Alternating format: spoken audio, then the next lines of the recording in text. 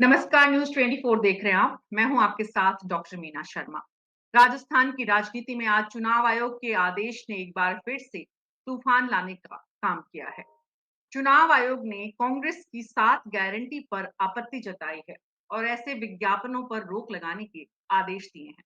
चुनाव आयोग के इस आदेश से क्या वाकई में बीजेपी के पक्ष में माहौल बनाने का प्रयास जो पार्टी की तरफ से हो रहा है, उसमें सफलता मिलेगी? क्या कांग्रेस पार्टी को इससे कोई नुकसान होगा या फिर चुनाव से ठीक पहले चुनाव आयोग पर भी एक आरोप लगेगा इस तरह का, जिस तरह का बाकी एजेंसीज पर कांग्रेस पार्टी के द्वारा लगाया जा रहा है? ये तमाम सवाल हैं जिनका जवाब अगले 1 घंटे में हम ढूँढने की कोशिश करेंगे हमारे खास मेहमानों के साथ। करणवीर सिंह प्रवक्ता है हमारे साथ कांग्रेस पार्टी के, विकास सोमानी जी बीजेपी से, चंद्रमुखी रेपस्वाल कांग्रेस से, श्याम सुंदर शर्मा जी वरिष्ठ पत्रकार हैं, राजीव तिवारी जी वरिष्ठ पत्रकार हैं। आप सभी का बहुत-बहुत स्वागत है। विकास सोमानी जी, चुनाव आयोग के इस आदेश का क्या अर्थ, क्या मतलब, क्या मायने ठीक 2 दिन पहले आप देख रहे हैं। 22 तारीख खत्म होने जा रही है, 23 कल है और 25 को चुनाव है। देखिए मीना जी, चुनाव आयोग स्वतंत्र संस्था है और संविधान के कॉन्स्टिट्यूशन 324 के अकॉर्डिंग अपना कार्य करते हैं। जो भी चुनाव के संबंधित जो नियम और नियमावली है उसके अंतर्गत ये जो गारंटी शब्द यूज लिया है, तो गारंटी शब्द और जिस तरह की गारंटी का हेड दे रहे हैं, देखो घोषणा पत्र और संकल्प पत्र हम देखते आए हैं, पर चुनाव के समय में इस तरह की गारंटियां देना कि ये गारंटी वो गारंटी, सरकारें घोषणा पत्र देती है, संकल्प पत्र देती है। जैसे राजस्थान प्रदेश कांग्रेस कमेटी ने 2018 में जो घोषणा पत्र दिया था, वो घोषणा पत्र पूरा नहीं कर पाए। फिर उन्होंने लिखा कि राजस्थान प्रदेश कांग्रेस कमेटी का घोषणा पत्र 2, क्योंकि जो घोषणा पत्र जो पहले वाला 2018 का था, वही पूरा नहीं हो पाया। उसके बाद आपने वो घोषणा पत्र 2 लिख दिया। अब आप इस तरह की गारंटियां आप विभिन्न प्रकार के इस तरह के जो नए-नए प्रोपेगेंडा करके और आप अलग-अलग तरह से गारंटियां ये वो, तो दरअसल क्या है कि कांग्रेस के पास कोई मुद्दा नहीं है। विभिन्न प्रकार की इस तरह की जो कर रहे हैं, आप चाहे बोर्डों की नियुक्ति के मामले में ले लो, चाहे इस तरह के मामले में ले लो, आचार संहिता लगने के कुछ समय पहले तक ये बोर्ड में नियुक्तियां कर रहे हैं। आप बताइए ये सुशासन देने वाली सरकार किस नजरिए से नजर आती है कि जब 10 दिन बच रहे हैं, जब 8 दिन बच रहे हैं, जब 15 दिन बच रहे हैं, जब आप वीर तेजाजी बोर्ड के, वीर शिरोमणि महाराणा प्रताप बोर्ड के, मां श्रवण जैन बोर्ड, ऐसे ऐसे बोर्ड हो गए जिन्होंने इतिहास में अपना नाम दर्ज कराया है, उनके आप बोर्ड के बनाते हैं। फिर महेश शर्मा जी जो एक बोर्ड के चेयरमैन है वो बनते हैं और वापस वो इस्तीफा दे देते हैं सदस्यता, तो भी कोई किससे इस्तीफा दे रहा है। तो ये इस तरह की विभिन्न प्रकार की जो रेवड़ियां उस तरह से बौखलाई हुई कांग्रेस सरकार जो कार्यकलाप कर रही है, तो इसमें चुनाव आयोग अगर कोई भी एक्शन लेता है, तो जहां तक समझती जनता भी इस बात को भली भांति जानती है कि 4.5-5 साल में कांग्रेस सरकार ने क्या किया। लूट, भ्रष्टाचार और दूसरों में राजस्थान नंबर 1, महंगाई में नंबर 1 पे पेट्रोल डीजल की स्थिति क्या है। अब आप इन जनता को लुभाने के लिए विभिन्न प्रकार के प्रलोभन दे रहे हो, तो ये जनता इस बात को समझ चुकी है और जनता किसी भी एंगल से है, आप चाहे गारंटी का नाम दें, चाहे आप घोषणा पत्र बाद में जारी कर रहे हैं, गारंटियां पहले जारी कर रहे हैं और घोषणा पत्र आप लास्ट में जारी कर रहे हैं। पहले मुख्यमंत्री गहलोत साहब कहते थे हमारी सूची सितंबर में आ जाएगी उम्मीदवारों की, वो सूची भी वो तो लास्ट में आई, वो भी आप सबने देखा है। उसके बाद दूसरा विषय ये है कि घोषणा पत्र भी आपने 4 दिन पहले, 5 दिन पहले आदमी को समझने को, जनता को पढ़ने का मौका तो दे। जनता जो फील्ड में है और जनता इस मानस बना चुकी है भारतीय जनता पार्टी को कि कमल चुनेगा राजस्थान। अब आप ये किस तरह के कुछ भी पुलिंदे आप ला रहे हैं। आप कहते तो हैं कि हम सरकारी दस्तावेज बनाएंगे, हम इस कई बार भी सरकारी दस्तावेज, अरे सरकारी दस्तावेज आपको बनाना है या कुछ भी उसमें करना है तो उसको इम्प्लीमेंट करो, जनता के सुझाव लो, जनता क्या चाहती है तो देखें। ठीक है, आप ठीक है, ठीक है। चुनाव आयोग के इस आदेश से क्या चुनाव पर असर होगा? इस वक्त चर्चा का विषय ये है। रेपस्वाल जी, चंद्रमुखी रेपस्वाल जी, क्या देख रही हैं आप इसके मायने? देखिए मीना जी, कोई भी दल पीछे नहीं है, कांग्रेस भी उसी तरह से गारंटियाँ दे रही है और भारतीय जनता पार्टी भी। आए दिन अखबार में देख रहे हैं, आज जो नोटिस दिया गया है कि आप आगामी जो गारंटियाँ दे रहे हैं, उनको जिस तरीके से आप प्रचार-प्रसार करके जनता को भ्रमित किया जा रहा है। तो पहली बात तो मुझे जो समझ में आ रही है कि ये भारतीय जनता पार्टी मुझे लगता है शायद एक तरीके से अ अग्रिम हार स्वीकार कर चुके हैं। जहाँ आप पहले के चुनाव विकास देखिए, जी मेरे को मैं बात करने चंद्रमुखी जी दीजिएगा। एक बात आपसे मैं कहना चाहूँगा, एक बात बीच में आपको इंटरप्ट कर रहा हूँ, एक लाइन बोलना एक चाहूँगा। मिनट की बात पूरी कर लेती हूँ, पार्टी एक बार मैं बात पार्टी पूरी कर लेती हूँ। जनादेश स्वीकार करती है, पार्टियां कभी स्वीकार नहीं करती, जनादेश स्वीकार किया जाता है। पहले आप दुरुस्त करें अपनी चीज को। होने दीजिए, आप परेशान मत होइए, सेंटेंस पूरा होने दीजिए। आप कम से कम ये ध्यान रखें कि कोई पार्टी के मानने से नहीं होता, जनता जो वोट देती है वोट के आधार पे जनादेश होता है और जनता तय करती है। आप और अपन तय करने वाले नहीं, इस पार्टी पे जो बैठे हैं पार्टी के प्रवक्ता ये तय नहीं करेंगे कौन हार गया, कौन जीत गया, कौन जनादेश जनता तय करेगी। विकास जी जब आप बोल रहे थे तो चंद्रमुखी जी एकदम शांति से सुन रही थी। आप भी अब नहीं उसी बोलूंगा जिम्मेदारी बात। आप भी उसी जिम्मेदारी का परिचय दीजिए प्लीज। विकास जी की बात शायद पूरी हो गई, तो मैं अपनी बात को कंटिन्यू करती हूँ। तो इसमें मुझे जैसे पहले के चुनाव में हम देखते थे मंच से जिस तरीके से ये पहले से अनाउंस करते थे कि 200 में से 175 सीट जीत कर हम सरकार बना रहे हैं या 160 सीट से ज्यादा हम जीत कर सरकार बना रहे हैं। तो इस बार इस तरह की बातें सुनने को नहीं मिली, तो ये एक तरीके से ऐसे लग रहा है कि हार स्वीकार कर चुके हैं। और ये जो इनका आचरण है, ये आप और हमारे आम जनता की समझ से बाहर, मुझे लगता है कि मनोचिकित्सकों की समझ से भी बाहर आचरण है। जहाँ ये सब कुछ करते हैं वो सब सही है और दूसरी पार्टियां करते ही उनपे एक्शन हो जाता है। तो ये चीज आप यहाँ पे आपको महिलाओं पे अत्याचार दिखता है हमारे देश में। मैंने जो सवाल पूछा था वो आपने ठीक से नहीं सुना चंद्रमुखी जी। इस चुनाव पर चुनाव आयोग के इस आदेश का क्या असर आप देखती हैं? अब मुझे नहीं लगता, कल का जो एक प्रचार का अंतिम चरण है और जनता तक जिसको पहुंचना था, जो गारंटियां पहुंचने थी, जो वादे पहुंचने थे, जो नेता पहुंचने थे, जो सभाएं होनी थी, वो सब हो चुके हैं और इनका बहुत ज्यादा फर्क नहीं पड़ के जनता अपना मानस बना चुकी है। तो 3 दिन बाद वो सारी चीजें सबके सामने आ जाएंगी। बस तो ये अपना चुनाव आयोग की जो कवायद है, राजीव तिवारी जी, ये चुनाव आयोग की कोशिश जो है, चुनाव आयोग ने देर से ध्यान दिया। चंद्रमुखी रेपसवाल जी की बात को समझे तो चुनाव आयोग को देर से ध्यान आई ये बात, या फिर अब चुनाव के इस मौके पर, क्योंकि अब जो आखिरी मोमेंट है उसमें जो पूरा वोटों की गणित इधर से उधर होती है, उसमें इसका कितना असर आप देख पा रहे हैं? कोई असर नहीं है इसका, कोई असर होगा भी नहीं, क्योंकि या तो बीजेपी वालों को देर से बात सूझी कि ये हमारे खिलाफ जा रही है चीज, तो उन्होंने देर से शिकायत करी। चुनाव आयोग के पास तो तभी होगा ना जब, जैसे पुलिस थाने में होता है, आप एफआईआर दर्ज कराएंगे उसके बाद वो कार्रवाई शुरू करती है, तो ऐसे ही चुनाव आयोग में भी जब शिकायत दर्ज हुई उसके बाद उन्होंने कार्रवाई करी। तो लेकिन अब तो देर, कल तो शाम को चुनाव प्रचार समाप्ति हो जाएगा, तो अब इसका कोई असर नहीं है। फिर अगर दूसरी बात है तो चुनाव आयोग को यह भी देखना चाहिए कि लिखित में गारंटी को ही रोक लगाएंगे या बोलने वाली गारंटियों पर भी रोक लगेगी।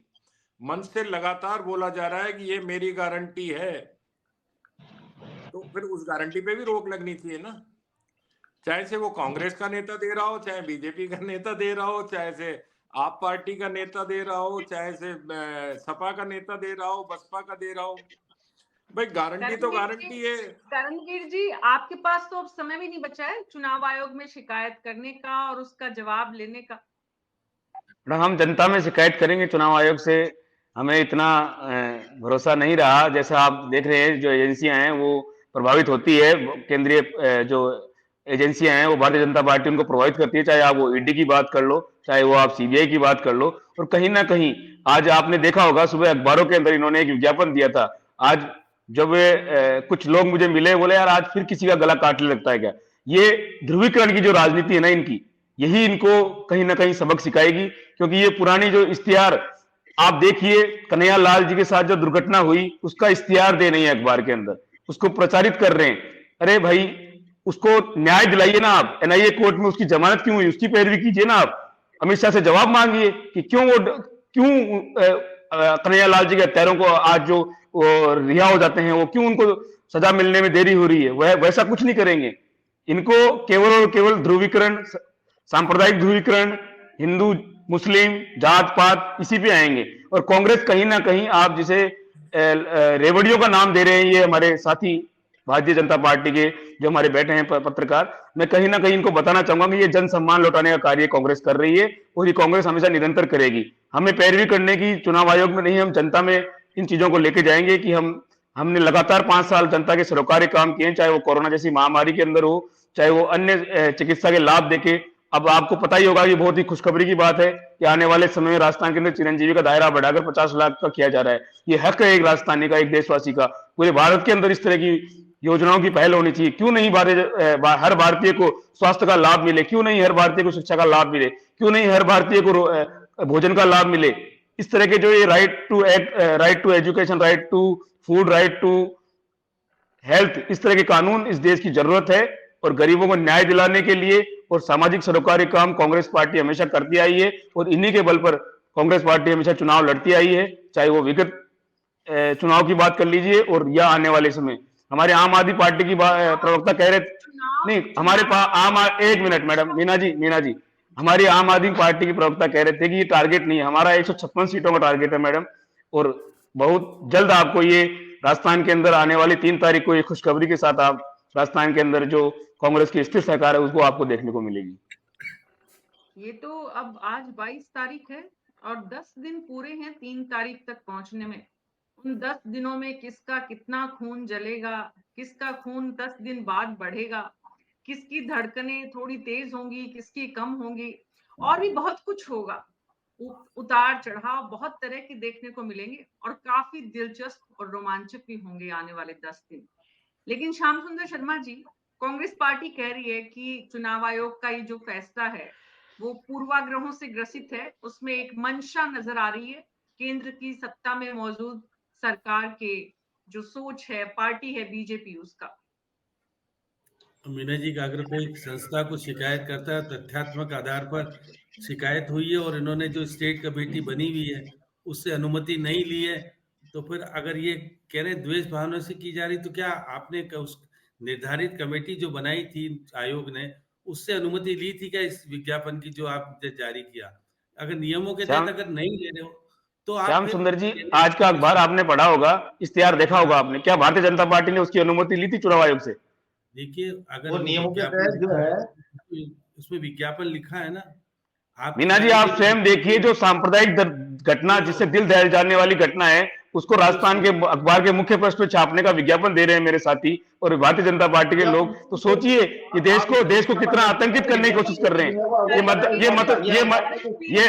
ये मतदाता को कितना आतंकित करने की कोशिश कर रहे हैं। करणवीर जी, थोड़ा सा धैर्य रखिए, थोड़ा श्याम सुंदर शर्मा जी को सुनिए। आपका जो उन्होंने मीना जी उन्होंने कोट किया है, इसलिए मैंने जवाब दिया है।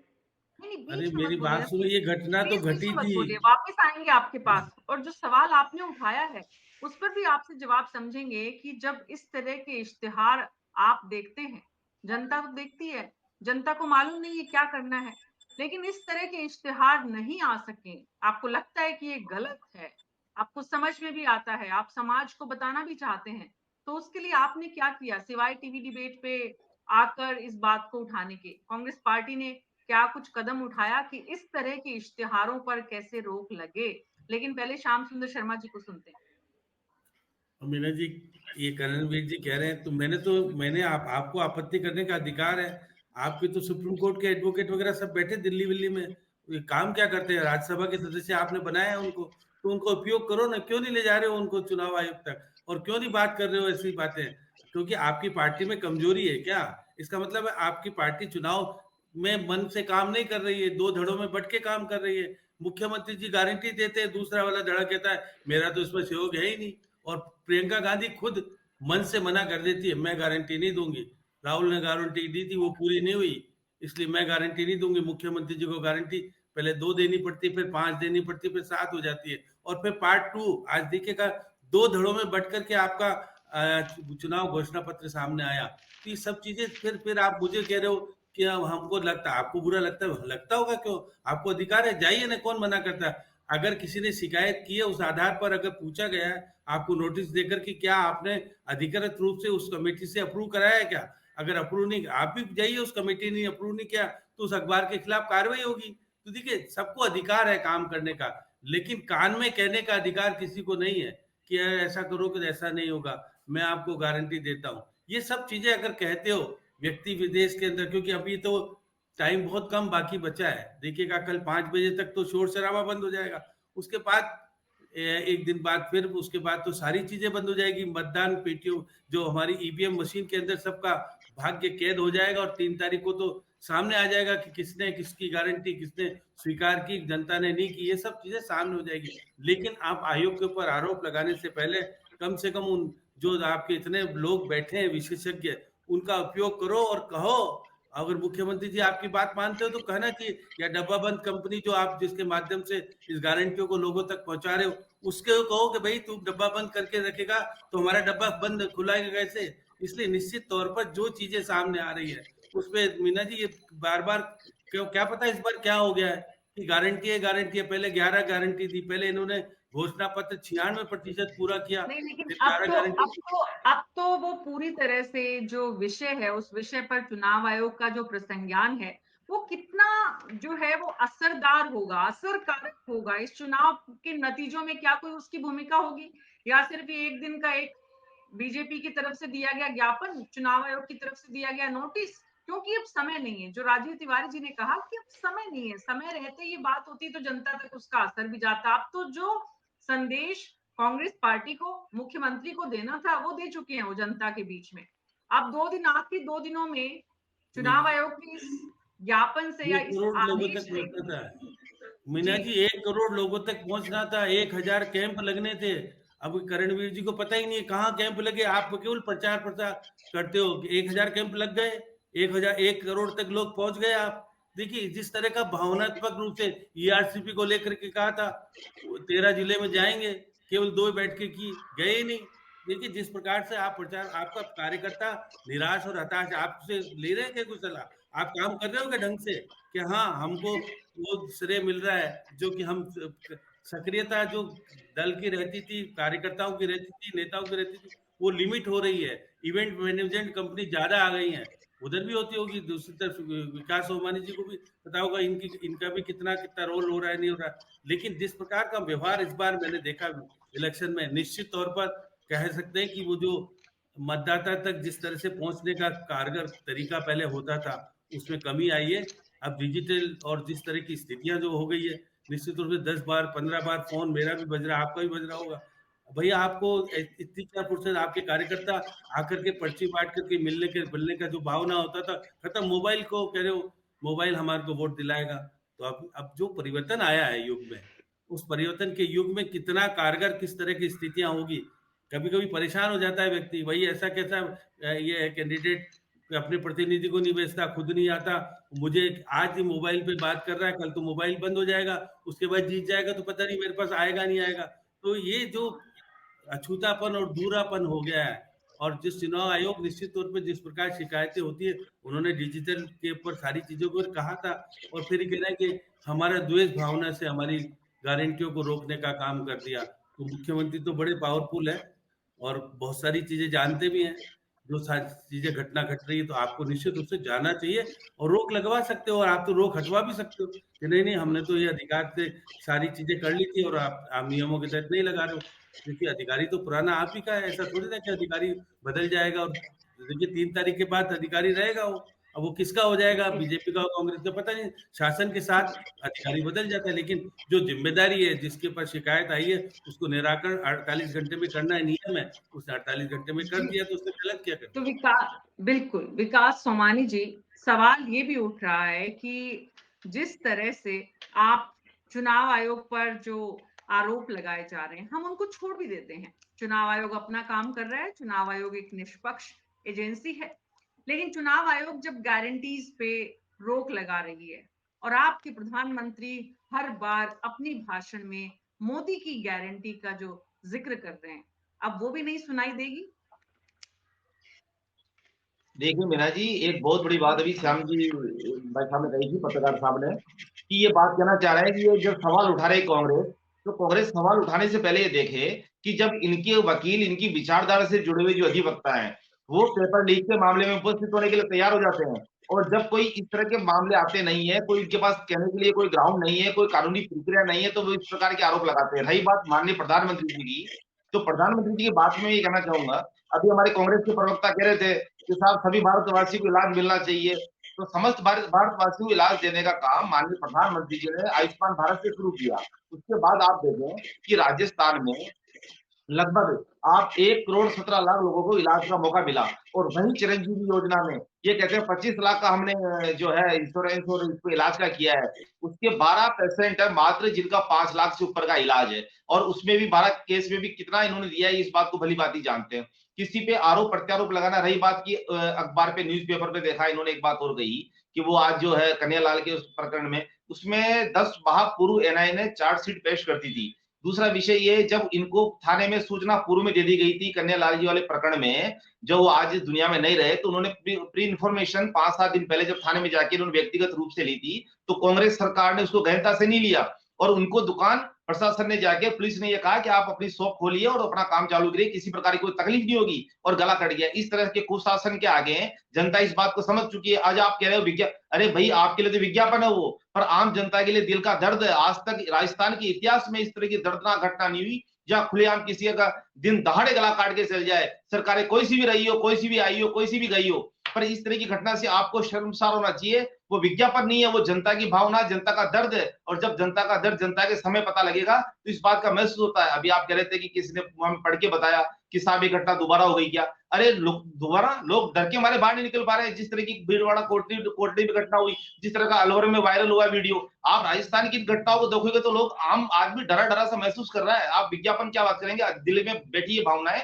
और राजस्थान की कुशासन को, भ्रष्टाचार के तांडव को, और जो गुड गवर्नेंस आपने खत्म कर दी, उसको आपका दिल इस बात को कह रहा है। और रही बात आप इस तरह के आरोप प्रत्यारोप लगा के कि भारतीय जनता पार्टी के प्रति मानस बन चुका, और माननीय प्रधानमंत्री जी के नेतृत्व में जो भी कार्य किए हैं वो उनकी गारंटी है। वो कहते हैं माननीय प्रधानमंत्री जी कि जो मैंने कार्य किए हैं वो मेरी गारंटी है, वो चाहे राम मंदिर का मामला हो, चाहे धारा 370 का मामला हो। ये जब कांग्रेस आरोप लगाती है कि मंदिर कब बनाएंगे, डेट नहीं बताएंगे, आज उन्होंने 22 जनवरी डेट भी बता दी, और वो अपने काम की गारंटी, जो केंद्र सरकार के अंतर्गत जो भी कार्य है, चाहे वो रोड इंफ्रास्ट्रक्चर के मामले हो, चाहे वो एयरपोर्ट हो, चाहे वो आम जन की शिक्षा, स्वास्थ्य, चिकित्सा से संबंधित मामले हो, तो वो यानी कि मुख्यमंत्री अशोक गहलोत को इतना क्रेडिट तो देना चाहिए कि उन्होंने देश के प्रधानमंत्री को भी गारंटीज देने पर मजबूर कर दिया। तो इसके लिए तो वो बधाई की पात्र हैं, मुख्यमंत्री अशोक गहलोत। और जहां तक सवाल देखिए, चुनाव आयोग के इस नोटिस का है, तो वो ये है कि अब चुनाव का प्रचार प्रसार का समय खत्म हो रहा है।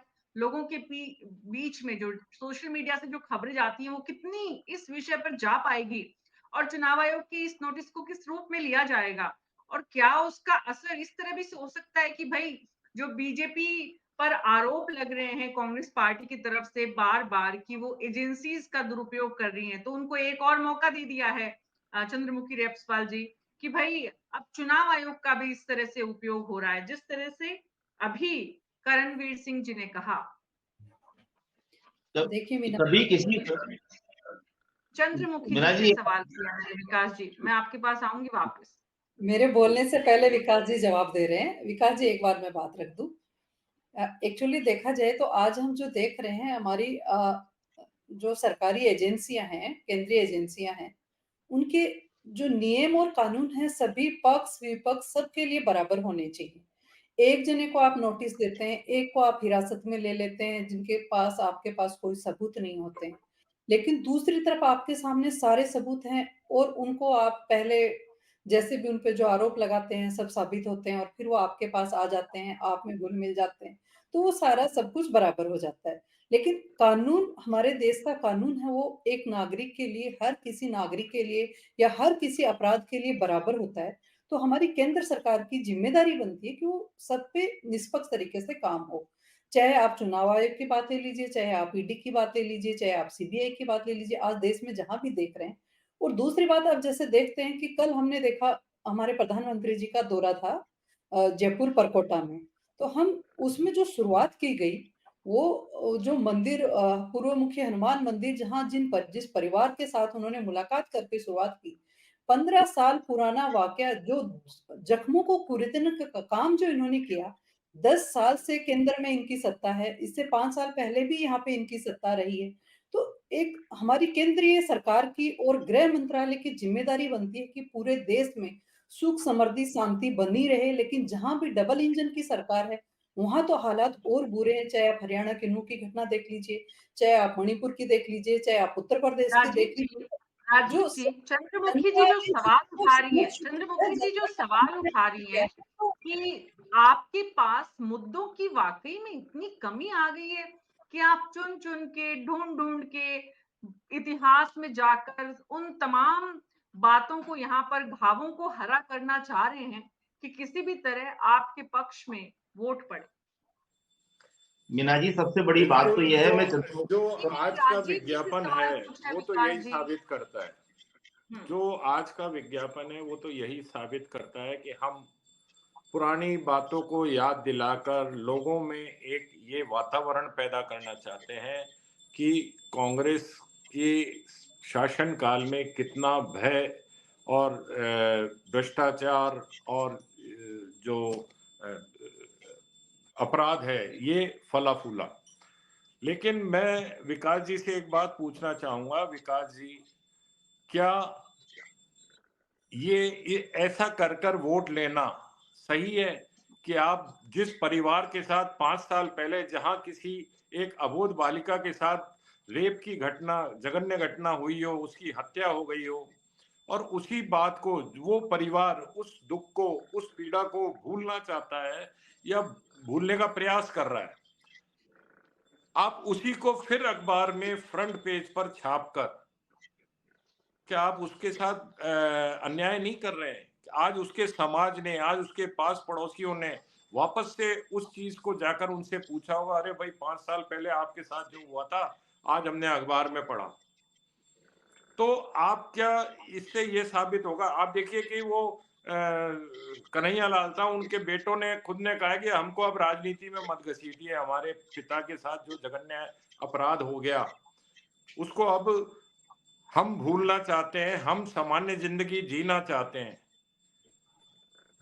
तो तिवारी साहब, अब उसको आपको बताकर आप देखिए,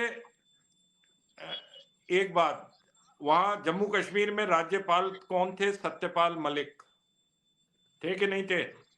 वो खुलेआम मंच पर बात सुनिए मेरी आप, वो मंच पर खुलेआम कहते हैं कि पुलवामा घटना के लिए मैंने मना किया था कि पूरी फोर्स को प्लेन से भेजा जाए, जैसा अभी आप कह रहे थे। मैं आपकी बात पे कह रहा हूं, मैं इस बात को कहना नहीं चाहता था, लेकिन आपने चूंकि ये उठाया कि कन्हैया लाल पुलिस में गए थे और पुलिस वालों ने उनको कहा आप अपनी दुकान खोल लीजिए, तो जब वहां के राज्यपाल कह रहे हैं कि आप प्लेन से पूरी कुमुक को भेजिए और आपने उसको बिना बुलेट प्रूफ वाहनों के सबको भेज दिया, आप घटना घट गई, बहुत दुर्भाग्यपूर्ण थी, तो क्या उसके लिए सरकार जिम्मेदार नहीं थी?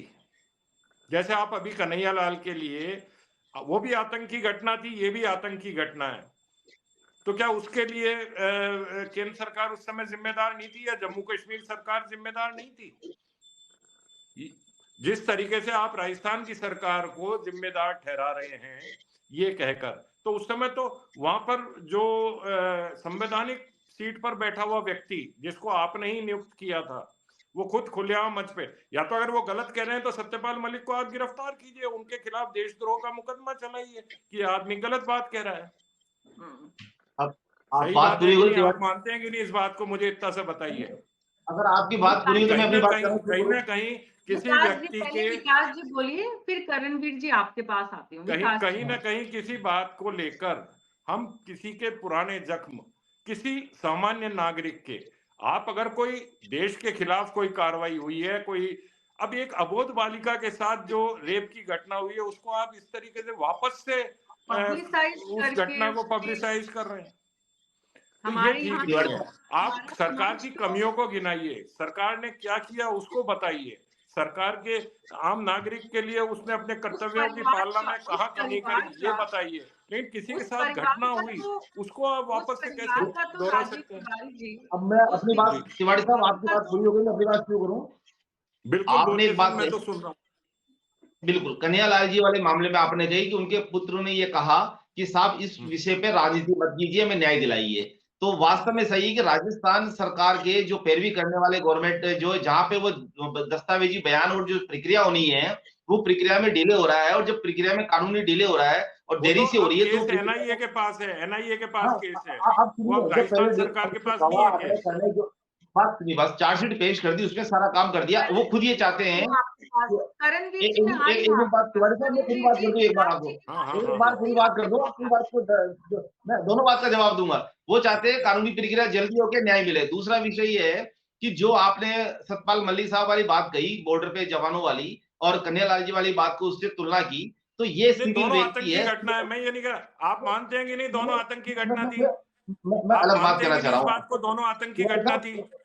मेरी बात को समझिए कि आप एक बार सोचें कि जो सेना में जवान है वो देश की रक्षा के लिए जो बॉर्डर पे खड़े हैं, वो इस बात के लिए तैनात है कि पूरा भारत अगर सुरक्षित है तो उस देश के जवानों की वजह से सुरक्षित है। और कभी कोई बिल्कुल। सरकार इस बात का मैंडेट नहीं करती है, या सरकार इस बात को नहीं मानती है कि जो भी कोई होगा तो घटना होगी, इस तरह की घटना प्रिजुडिस माना जा सकता है। पहला विषय ये। दूसरा विषय ये कि हम उस घटना को आज कोई भी व्यक्ति, चाहे आप हो, चाहे मीनाजी, चाहे कोई भी हमारे प्रवक्ता है, वो अगर रात को घर पे सोते हैं तो चैन की नींद सोते हैं, व्यवसाय पे जाते हैं चैन की नींद सोते हैं। उनको पता है कि हमारे देश का नौजवान बॉर्डर पे चारों तरफ खड़ा और देश की रक्षा कर रहा भाई है, और देश की मेरा रक्षा वो देश के जवानों के लिए किसी के मन में कोई सवाल नहीं है, देश के जवान के लिए किसी के मन में कोई सवाल नहीं है। मैं तो कह रहा हूँ सत्यपाल मलिक अगर गलत कह रहे हैं तो उनको आप जेल में क्यों नहीं डालते हैं? मैं एक लाइन को पूरा करने दीजिए आप, फिर आप बोलिएगा। हाँ। अगर हमें ऐसा पता होता है कि ऐसे गला काट लोग रास्ते में घूम रहे हैं, देश में राजस्थान में घूम रहे हैं जगह जगह पे, तो हम राइफल लेके खड़े रहे देश के जवान की तरह, और देश के जवान पे जो खड़े हैं वो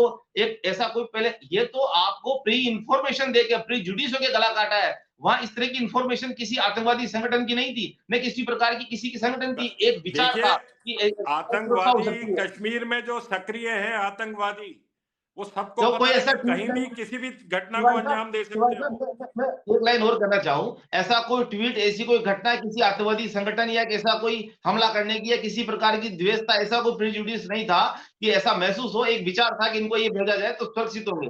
अपन ऐसा कहीं राजस्थान में, इंडिया में कहीं भी जाते करते हो तो एक भावना प्रकट होती है कि इसकी जगह ये उपचार लिया जाए। जबकि कन्हैयालाल के विषय में यह था कि उनकी प्री इंफॉर्मेशन थी, लिखित रिपोर्ट थी, इस तरह की घटना थी, ये घटना होने की संभावना है, तो हम उसको तुलना नहीं कर सकते। तीसरा विषय ये मैं जो कहना चाहूंगा आपको बहुत महत्वपूर्ण रूप से, कि ये विज्ञापन नहीं है, दिल की आत्मा है। हम साल भर 2 साल में ये जरूर आप कहते हैं कि जख्मों कुरेदना, जख्मों कुरेदने नहीं है, जिनके ऊपर बीती है उनका दर्द दिल में हमेशा बना रहता है।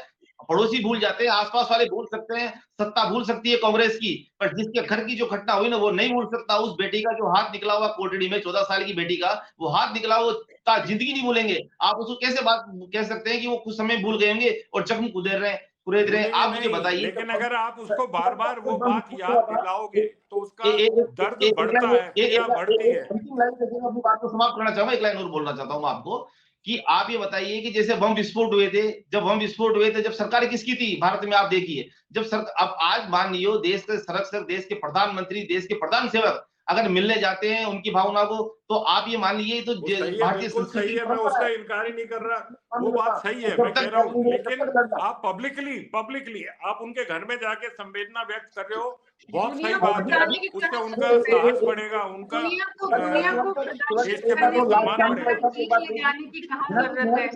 कैमरा टीम एक के लाइन का साथ मौका न और दे। जाने की क्या जरूरत है विकास सोमानी जी? और विकास सोमानी जी, हमारा समाज जिसमें हम रहते हैं, वहां पर भले ही रेप पुरुष करता हो, लेकिन दोषी महिला को माना जाता है। भले ही इस पूरे देश और समाज और दुनिया में, माफ कीजिएगा बहुत कड़वा बोल रही हूँ, लेकिन जितने भी जिस तरह के रेड लाइट एरिया चलते हैं, वो चलते किसकी वजह से हैं? चलते हैं इस समाज के पुरुषों की वजह से। लेकिन जो नजर है वो उन महिलाओं पर खराब होती है हमारे सबकी, उन्हें हम समाज से अलग करते हैं। वो गलती से हमारे आसपास नजर आए तो हम आंख फेर लेते हैं और पता नहीं क्या क्या करते हैं। बहरहाल बात ये है कि जो रेप पीड़ित बच्ची और उसके परिवार से पब्लिकली इस तरह से मिलने से कोई उसके जख्मों पर जो है आप किसी भी तरह की मरहम नहीं लगा रहे हैं, उससे आप उन्हें हरा कर रहे हैं। और चाहे वो देश के प्रधानमंत्री करें या किसी राज्य के मुख्यमंत्री, वो किसी भी सूरत में जस्टिफाई नहीं हो सकता। इसलिए इस तरह की बातों पर अगर जो भी दलील तर्क दिए जाते हैं, चाहे वो टीवी मंच पर दें आप, चाहे वो पब्लिक पर्सनल मीटिंग्स में दें, वो सही नहीं है। आज जिस तरह की राजनीति हमारे देश में हो रही है, चाहे वो बीजेपी करे या कांग्रेस करे, ये नहीं कहा जा रहा है यहाँ पे कि कांग्रेस का पूरा तौर तरीका सही है। लेकिन बीजेपी जिस तौर तरीके पर आई है या जो हो रहा है, उससे वाक़ई में सोचने की ज़रूरत है। जिस तरह के इश्तिहार हैं, उन पर वाक़ई में रोक लगाने की ज़रूरत है, लेकिन लगाए कौन? सवाल ये है, श्याम सुंदर शर्मा जी। मैं करणवीर जी आपके देखिए पास आऊँगी इसके बाद, बस आपके देखिए पास जी आ गए करणवीर जी। देखिए मीना जी, अगर वातावरण दूषित हो रहा है तो राजनीति में सीधा सीधा उसका असर आता है। अब देखिए, चुनाव में जिस प्रकार का पहले वातावरण होता था, अब वो वातावरण नहीं है। अब तो ये है कि आप देखिए, देखिए कल तो पनौती कहा था प्रधानमंत्री को, और आज वो जेब कतरे की संज्ञा भी दे रहे हैं। तो अब जिस प्रकार से आपका स्तर गिर रहा है, आप अपनी बातों को कहो, अपनी नीति निर्धारण कर बातों को कहना चाहिए। आपकी पार्टी क्या करना चाहती है, भविष्य में क्या करेगी, आपको दोनों को जिस तरह का ओछापन और जिस प्रकार की छोटी मानसिकता प्रदर्शित की जा रही है, उससे आप तालियां बटोर सकते हो, वाहवाही लूट सकते हो, क्या उससे वोट मिलेंगे क्या? ये एक थोड़ा सोचनीय बिंदु होना चाहिए। हम समझदार लोग हैं, उनको ठीक है, क्योंकि गाँव में आज भी हम शिक्षा का वो नहीं है स्तर क्योंकि बीच में रोकना चाह रही हूँ मैं। मेरा एक सवाल था कि जब चंद्रमुखी जी आप उनको बोलने दीजिए प्लीज़, बस उनको बोलने बीच में दीजिए, मेरी ई से बात रिलेटेड सुनिए। छूट मेरी बात जाएगा आपके फिर। पास आ किसी को भी बीच में रोकना अच्छी बात नहीं है ना, मैं आ रही हूँ आपके पास। फिर जी, छूट श्याम जाएगा। सुंदर। छोटा-सा सवाल है कि अब नहीं से तो आप 10 बता मिनट देना ना। पहले जो माहौल खराब हुआ था, मैं मतलब किसी के पक्ष-विपक्ष की बात नहीं करती हूँ, लेकिन एक महिला के पक्ष में मैं सोनिया गांधी जी को क्या-क्या नहीं बोला गया था, उस दिन हमें किसी को नहीं दिखाई दिया। आज जो पनौती बोल रहे हैं, मैं उसकी तारीफ नहीं करती हूँ, मैं उसकी निंदा करती हूँ कि इस तरह का आचरण नहीं होना चाहिए। लेकिन पप्पू जैसे जिस किसी ने बोला था, या किसी को आतंकवादी बोलते हैं, किसी को खालिस्तानी बोल देते हैं, ये जो भाषा हमारे प्रधानमंत्री जी की है, तो आज उनको दुःख नहीं होना चाहिए, उनको मनन करना चाहिए कि देश में ये शुरुआत किसने की और इसको सुधारा कैसे जा सकता है। मैंने तो पहले ही कहा, पप्पू तो दूषित राम विलास वातावरण के कारण जो स्थितियां खराब हो रही है, मैंने तो कब कहा कि जो कुछ कहा जा रहा है, कहा गया, वो ठीक है। राजनीति का स्तर गिर गया है, लोगों को सोचने की बात हो रही है ना आज। मैं यही तो कह रहा हूँ कि चुनाव में आप जिस तरह का तरीका अपनाने लग गए हो, पहले अटल बिहारी वाजपेयी का हमने स्पीच सुना है, आपने भी सुना होगा, वो बहुत बढ़िया मर्यादित जी। तरीके से बोलते थे, सारी चीजें होती थी। यही तो कह रहा हूँ, जब अगर स्तर सारा ही घट रहा है, अब इवेंट मैनेजमेंट की कंपनी जो कहती है वो बोल जाते हो आप, उसके बाद तो फिर परिणाम तो आपको ही लेना है, परिणाम कोई इवेंट मैनेजमेंट की कंपनी थोड़ी ना देगी। इसलिए निश्चित तौर पर राजनीति पर जिस प्रकार का वातावरण, हम तो कह रहे हैं, आप देखिए लोकसभा और विधानसभा में जो घटना घट जाती है, वो घटना बाहर भी घट रही है। वो क्योंकि वो नेता आपको मजा देने के लिए कुछ भी कहेंगे। अब देखिएगा, आज निश्चित तौर पर प्रधानमंत्री जी ने राजेश पायलट को याद किया, जितेंद्र सिंह को याद किया, या आप देखिएगा कि सीताराम केसरी को याद किया। क्यों किया? उनको पता है कि इससे हमको क्या फायदा होने वाला है। तो ये बात निश्चित तौर पर प्रधानमंत्री जी अपने तौर तरीके से कहते हैं, राहुल गांधी उस तरीके को बदल देते हैं। कहो, आपको कहने का अधिकार है, लेकिन इस तरह की चीजें नहीं आनी चाहिए जिससे कि उसका विपरीत प्रभाव आपकी विचारधारा को विपरीत पड़ जाए। दोनों पार्टी के लिए कह रहा हूं, मैं एक के लिए नहीं कह रहा। मैं कभी भी नहीं कह रहा हूं कि किसी भी पार्टी को बोलने से पहले सब चीज, और आचार संहिता जब लगती है, जो लोग इतने सारे हमारे तैनात किए गए हैं, उनको अधिकार होता है रोकने का, लेकिन नहीं रोक पाते। उनको पता है कि प्रधानमंत्री की हेलीकॉप्टर की चेकिंग करने वाला कलेक्टर सस्पेंड हो सकता है, तो फिर बाद में तो क्योंकि कैडर में तो रहना है। तो ये सब चीजें सोचनी विचारनीय विषय है। टीएन शेषन का जमाना नहीं है अब। टीएन शेषन जिस प्रकार से जिसने दिखाया कि चुनाव आयोग क्या कर सकता है, इससे पहले तो चुनाव आयोग था ही नहीं कुछ। इंदिरा जी के समय पे तो था कहाँ। जब चुनाव होते थे तो पीछे पीछे कलेक्टर एसपी चलते थे बेचारे। सर्किट हाउस और डाक बंगलों में रहने का प्रवृत्ति पहले थी। आज कम से कम टीएन शेषन ने जो अधिकार देकर के चुनाव आयोग को कुछ तो बनाया कि हाँ, वो कुछ रोक सकता है, कुछ कर सकता है। तो इस तरह से हमारे पब्लिकली जो हम जिस सिद्धांतवादी बातें करते हैं, या हम जिस कमेटी का गठन करते हैं, जिस संस्था को बनाते हैं कि हाँ वो निष्पक्ष रूप से काम करेगा, तो उसमें निष्पक्ष रूप से तैनाती भी होनी चाहिए। उसका चुनाव चयन प्रक्रिया में यही तो कह रहे हैं बार बार कि चुनाव प्रक्रिया में निष्पक्षता लाइए, जिससे कि उस संस्था की जो मर्यादा बनी रहे। आरपीएससी की क्या स्थिति है, क्योंकि मर्यादा सही नहीं है यहाँ पर। तो ये सब चीजें जब कहने लगोगे आप, तो आपको सब पता पड़ेगा। इसलिए मैं बार बार कह रहा हूँ कि राजनीतिक लोगों का जो दायित्व होता है, जो सब कुछ होता है, वो भूल जाते हैं। वो वोटों की राजनीति के लिए जो कुछ करते हैं, वो करते हैं, आज भी कर रहे हैं, कल कल भूल जाएंगे जब देखिए जब लेकिन बहुत सारी लेकिन बातें करेंगे लेकिन 5 साल में लेकिन वोटों की राजनीति इतनी जो है वो चुनाव जीतने की मंशा पर हावी नहीं होनी चाहिए जिस तरह से इन दिनों हम देख रहे हैं राजस्थान के चुनाव में। करणवीर सिंह जी।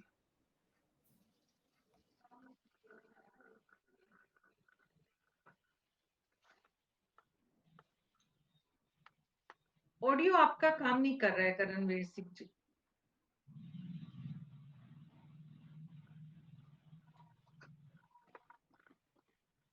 कोई बात नहीं है, एक बार आप अपना ऑडियो ऑन करिए, ईयरफोन से कुछ इश्यू है। मैं आपके पास वापस आऊंगी, तब तक जी बोलें आप करणवीर सिंह जी। कोई बात नहीं करण जी, एक बार फिर से कनेक्ट कर लीजिए, आप अपना ऑडियो सिस्टम को एक बार चेक करिए। चंद्रमुखी रेपस्वाल जी जब तक एक बार वापस करणवीर सिंह जी बोलिए जरा।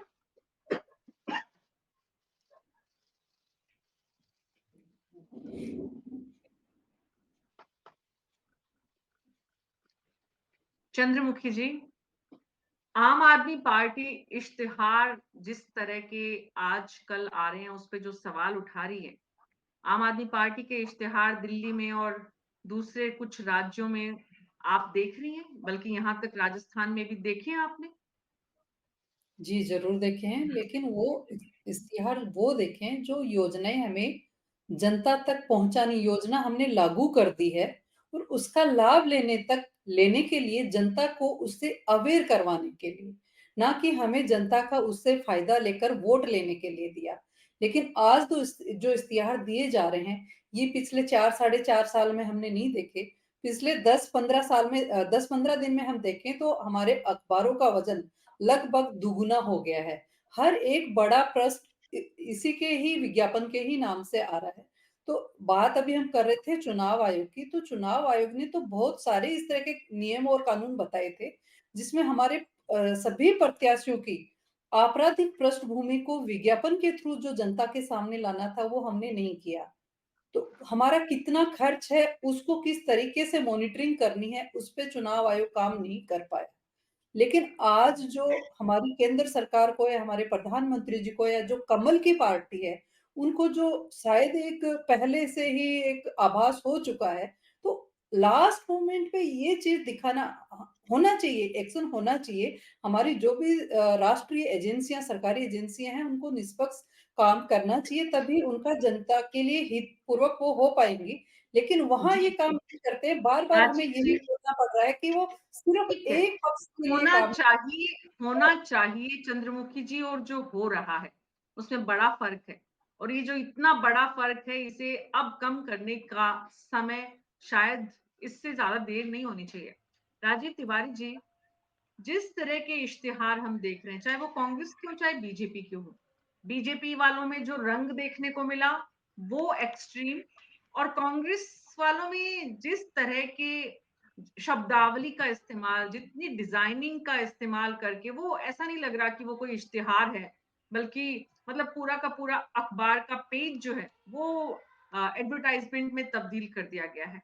ये दोनों ही जो शैली है अपने पक्ष में माहौल बनाने की, मीडिया की स्वतंत्रता और मीडिया की जितनी बातें हैं और लोकतंत्र का जो चौथा स्तंभ है, उसमें वाकई में सोचने की जरूरत है कि इस पर कैसे तुरंत प्रभाव से लगाम लगाई जाए।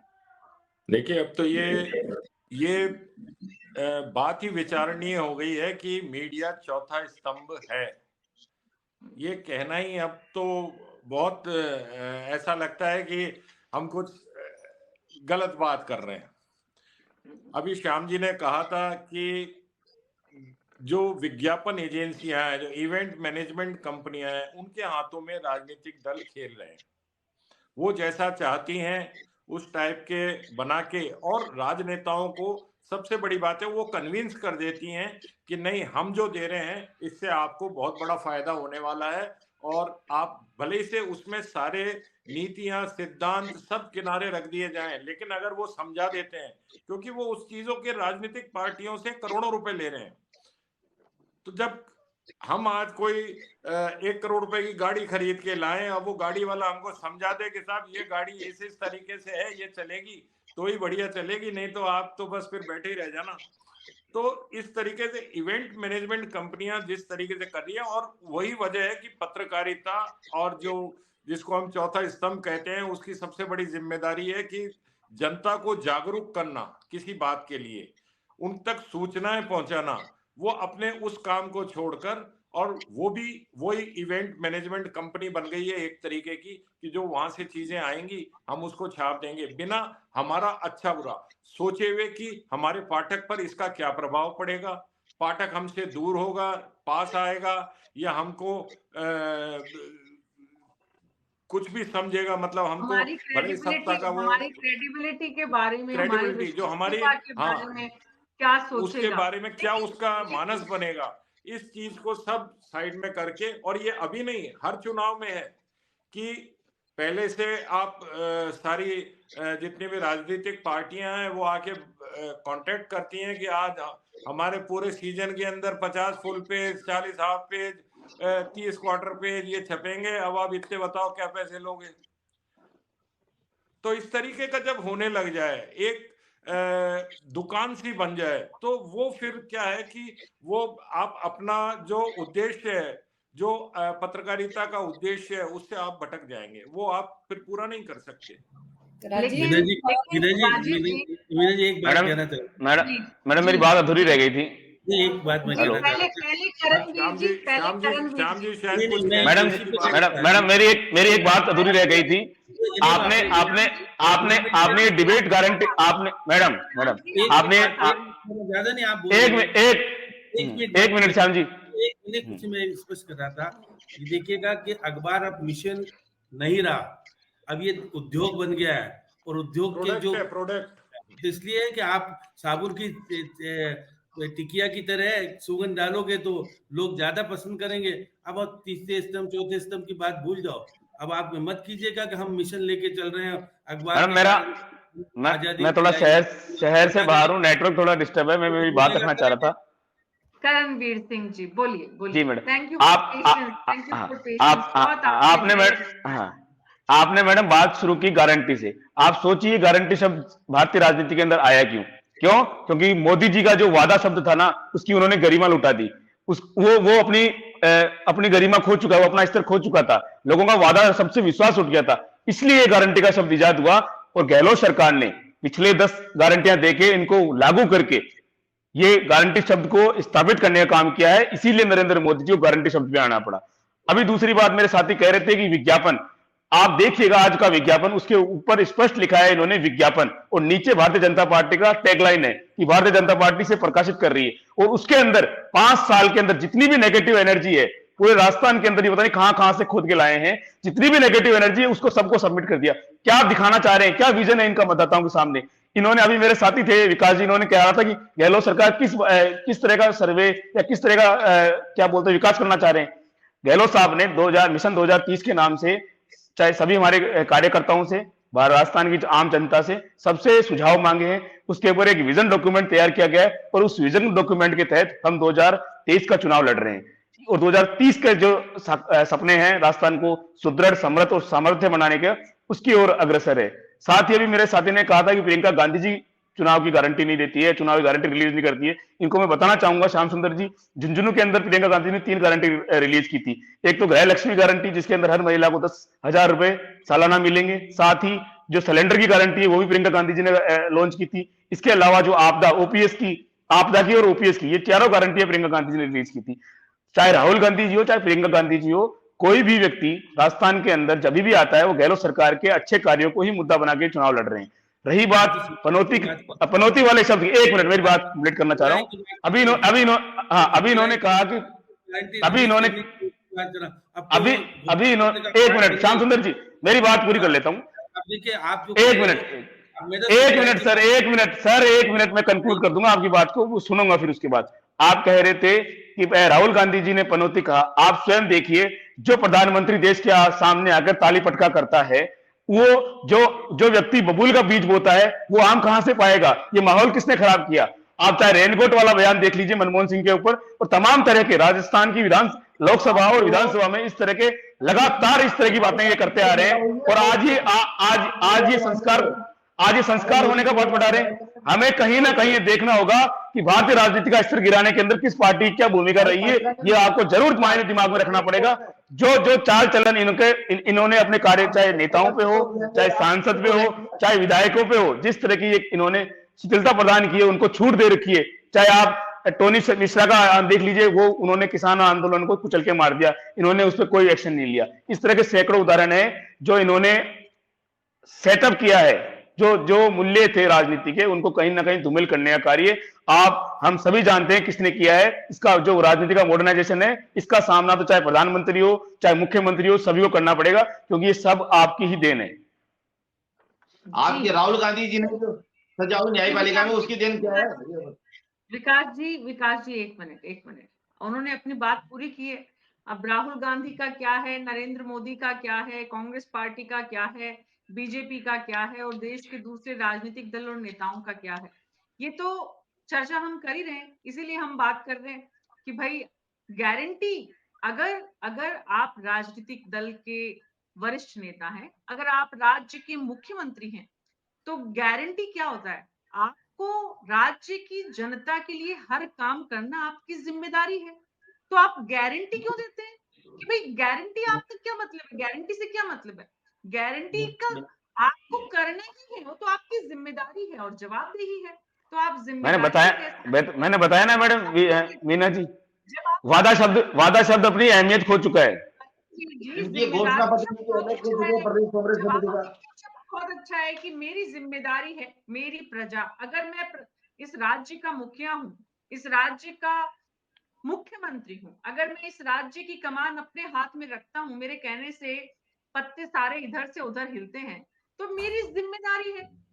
गारंटी शब्द अपने आप में ही सवाल उठाता है, लेकिन ये सवाल उठाना जो है वो हमारा काम नहीं है। हमारा काम तो आपके साथ मिलकर चर्चा करके इस बात पर पहुंचना है कि सही क्या है और गलत क्या है।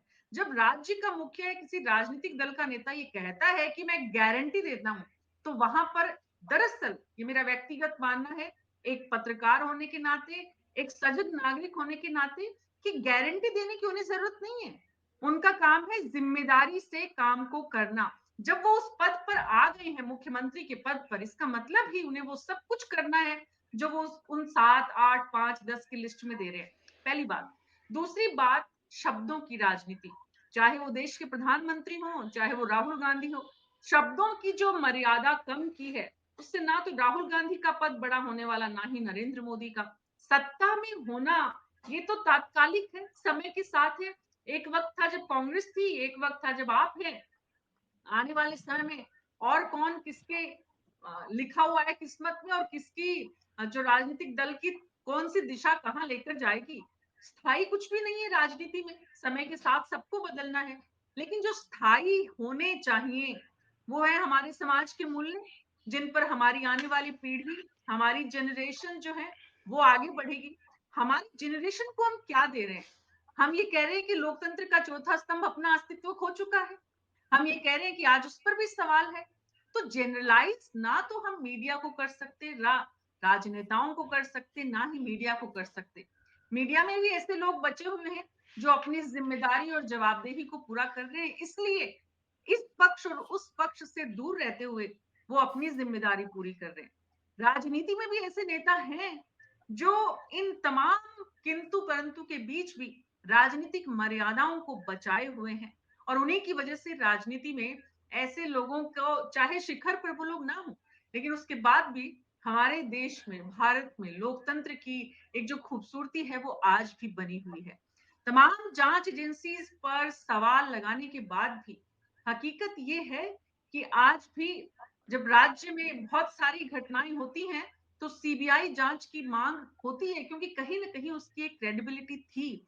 तो जो क्रेडिबिलिटी में गिरावट आई है, जिसकी तरफ राजीव तिवारी जी इशारा कर रहे हैं, श्याम सुंदर जी संकेत दे रहे हैं, आप सबको भी लग रहा है कि क्रेडिबिलिटी कम हो रही है, तो हमें सोचना तो ये कि उस क्रेडिबिलिटी को कैसे मेंटेन करें। लोकतंत्र के चारों स्तंभों की, कार्यपालिका हो, न्यायपालिका हो, विधायिका हो या फिर मीडिया हो। बहरहाल बात यह है कि इस वक्त राजनीति राजस्थान की जिस दिशा में जा रही है, उसे किसी भी सूरत में उचित नहीं कहा जा सकता। जिस तरह की शब्दावली और जिस तरह के प्रचार प्रसार के माध्यम दोनों प्रमुख राजनीतिक दलों द्वारा चुने गए हैं, वो किसी भी सूरत में जायज नहीं कहे जा सकते। और अगर ऐसा नहीं है, तो फिर सुधार की प्रक्रिया कल क्यों, आज ही होनी चाहिए। सुधार कहां से हो, इस पर विचार होना चाहिए। तो चुनाव आयोग की जो भूमिका है श्याम सुंदर शर्मा जी, उसमें कैसे सख्ती लाई जाए, इस पर बात होनी चाहिए। आपने कहा प्रोडक्ट बन गया है, पूंजीपतियों के हाथ में मीडिया है, लेकिन उसके बाद भी एक बहुत बड़ी, क्योंकि श्याम सुंदर शर्मा जी आप पर किसी पूंजीपति का हाथ नहीं है, वैसे ही बहुत सारे मीडिया हाउसेस हैं जो कहीं ना कहीं मीडिया की जवाबदेही और जिम्मेदारी को बचाए रखने का 2%, 5%, 10%, 50% काम कर रहे हैं। उतना ही काफी नहीं है। श्याम जी। देखिए मीना जी, आपने सही कहा, लेकिन मेरा मानना है कि जिस संस्था का गठन हम निष्पक्षता को लेकर के करते हैं, उसमें चयन प्रक्रिया भी निष्पक्षता से की जानी चाहिए, जिससे कि उसकी क्रेडिबिलिटी बनी रहे। अब प्रश्न चिन्ह जब भी उठता है कि आप नियुक्ति ऐसे लोगों की करते हो जो कृपा पात्र होते हैं, और कृपा पात्र व्यक्ति कभी भी निष्पक्ष नहीं हो सकता। यही आरपीएससी का मामला हो, या अब देखिए सुप्रीम कोर्ट ने कहा ना कि आप चुनाव आयोग में जो सदस्यों को ला रहे हो, उसमें कुछ चीजें होनी चाहिए, उस चीजों की अनुपालना नहीं हो रही है, तो सवाल उठेंगे, निश्चित तौर पे सवाल उठेंगे। तो इस सवालों को उठने से समाप्त करने के लिए आपको लोकसभा में इस तरह का कानून बनाना चाहिए कि जब हम गठन करें तो इसमें इस तरह के लोग भी होने चाहिए शामिल, जो कि निर्णय करते वक्त निष्पक्षता आ जाए। वो कब आएगा? जब राजनेता अच्छे लोग चुन करके जाएंगे। जहाँ स्वार्थों की राजनीति होगी तो ये सब कुछ संभव है। और अभी नहीं, पहले अभी तो टीएन शेषन पता नहीं कैसे आ गए थे और उन्होंने इस चुनाव आयोग नहीं, का बहुत एक लोग दर्जा दे ऐसे दिया। आए हैं, पता नहीं के साथ बहुत सारे लोग आए हैं और हर क्षेत्र में आए हैं। राजनीति में भी आए हैं, ब्यूरोक्रेसी में भी आए हैं, मीडिया में भी आए हैं। हर क्षेत्र में ऐसे लोगों की उपस्थिति से ही आज हम चर्चा कर पा रहे हैं हिंदुस्तान में। आज हम प्रधानमंत्री के कहे हुए शब्दों पर भी आरोप प्रत्यारोप कर पा रहे हैं। राज्य के मुख्यमंत्री द्वारा दिए गए इश्तिहार पर भी हम चर्चा कर पा रहे हैं। यही तो हमारे लोकतंत्र की खूबसूरती है। राजीव तिवारी जी, मुद्दा ये है कि हमारी जो जो हम जहां पर गिरावट महसूस हो रही है, उस गिरावट को अब तुरंत प्रभाव से कैसे रोका जाए, बहस, चर्चा और एक जो पूरा का पूरा परिवेश है उसमें मंथन इस विषय पर होना चाहिए। देखिए, जो भी समाज में या कार्यपालिका में या मीडिया में या न्यायपालिका में जहां भी कहीं गिरावट आ रही है, तो उसके लिए हमारे संविधान में संसद सर्वोच्च संस्था है, जहां पर अगर अच्छे व्यक्ति जाएंगे और वो एक देश हित में और जनता के हित में, प्रशासन के हित में कानून वैसा पारित करेंगे। और ऐसे लोगों को, टीएन शेषन को भी किसी ने नियुक्त किया था, तब तक ये पता नहीं था कि ये व्यक्ति इतना सुधार ला देगा। तो एक बिल्कुल व्यक्ति बिल्कुल। पर भी डिपेंड करता है कि वो अपने कार्यों के लिए, अपनी जिम्मेदारियों के लिए कितना प्रतिबद्ध है। अगर उनको किसी आज सर्वोच्च न्यायालय का कोई न्यायाधीश नियुक्त किया जाता है या हाई कोर्ट का न्यायाधीश नियुक्त किया जाता है, तो उसका पहले से ये संज्ञान नहीं लिया जाता। क्वालिफिकेशन होती है उनकी, सब कुछ होती है, कॉलेजियम से उनका वो भी पूरा वो भेजा जाता है, लेकिन वो व्यक्ति जाकर पूरी निष्पक्षता से, क्योंकि वो जिस सीट पे बैठ गए, वो एक निष्पक्षता उनके अंदर वो सीट देती है, वो जिम्मेदारी उनके ऊपर आती है। तो अगर इस तरीके के लोगों को, सबसे पहले तो व्यक्ति को, हर व्यक्ति को इतना ईमानदार और निष्पक्ष और समाज के प्रति जिम्मेदार होना पड़ेगा, तब जाकर हमारी इस सारी व्यवस्था में। और इसके लिए जो जी नेता और सरकारें चुन के जाती हैं, उन सरकारों को इतना जागरूक और जनता के प्रति जिम्मेदार बनना पड़ेगा। उनको अपने निहित स्वार्थों को छोड़कर जनता की और देश की सोचनी पड़ेगी, तब जाकर जी। इस व्यवस्था में और पूरे सिस्टम में सुधार आ नमक सकता में नमक नमक आटे में तो मिलाया जा सकता है, लेकिन नमक में आटा नहीं मिलाया जा सकता। है। नहीं मिला ये है। बात हम जी, बहुत-बहुत शुक्रिया आप सबका इस चर्चा में शामिल होने के लिए। न्यूज़ 24 पर हमारी कोशिश होती है हर दिन आपके साथ उन विषयों को लेकर आएँ, जो आपसे जुड़े हुए हैं। आपके सुझावों का यहाँ पर स्वागत है। आज मेरे साथ इतना